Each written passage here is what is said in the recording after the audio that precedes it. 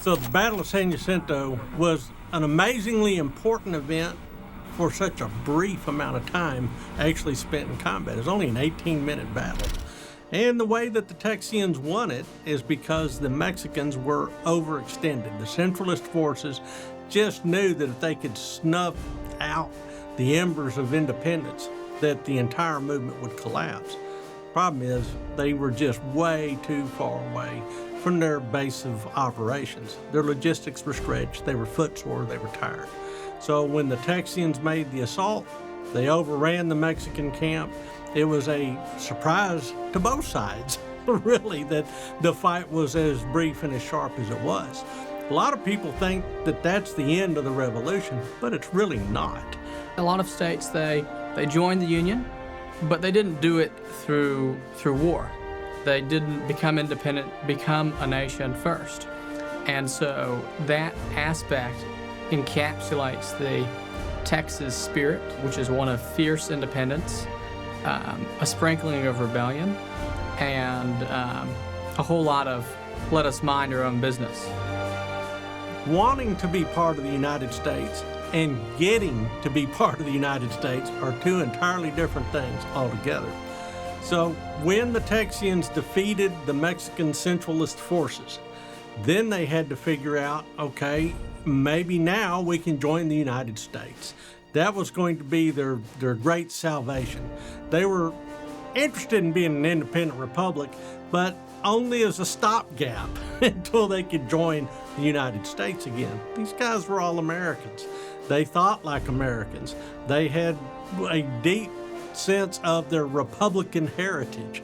Now, why would anybody want to be part of the United States after declaring themselves a republic, an independent nation?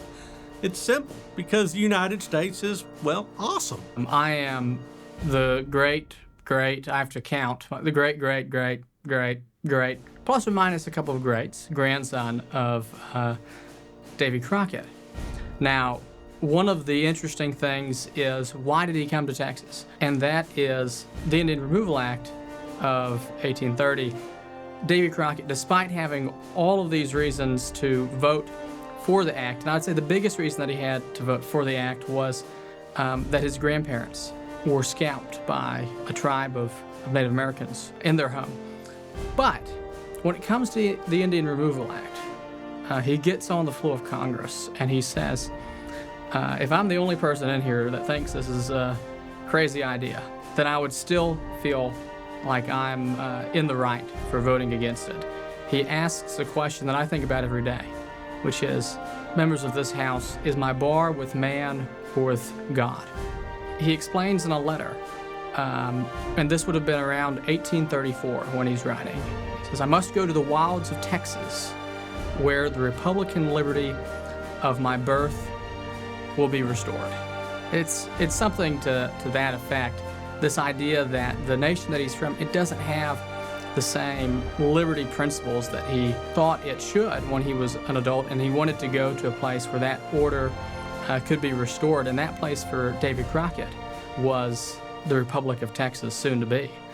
The way that Texas finally was annexed to the United States is they played an age-old game, which is they started flirting with other countries. They started talking to the people in Great Britain. Well, of course, that news got leaked over to the United States, and all the people that were opposed to annexing Texas now had a very tough choice to make. So it always helps to flirt with somebody else if you're trying to catch the attention of your true intentions. The ideas espoused by the Texas revolutionaries were not original to them. They had a source, and that was the American Revolution. And so, with that context in mind, it seemed almost inevitable that they would become part of the United States as a state.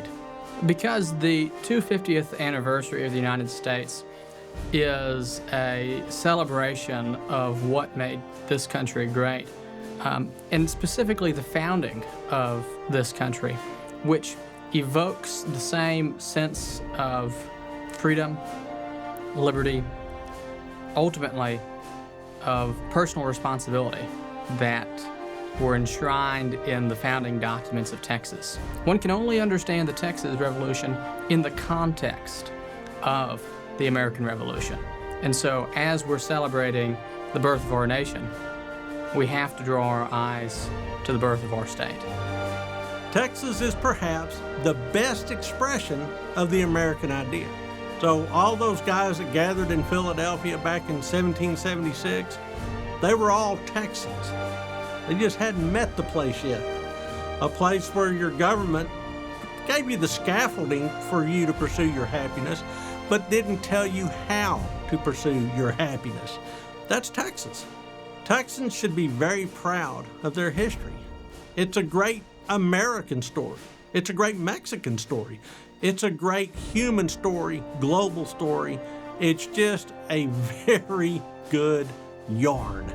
And so it's fun to just watch how Texas evolved against long odds in a very severe land and at the end of everybody's supply line. You know, it's just a strange, interesting, tough, rugged place.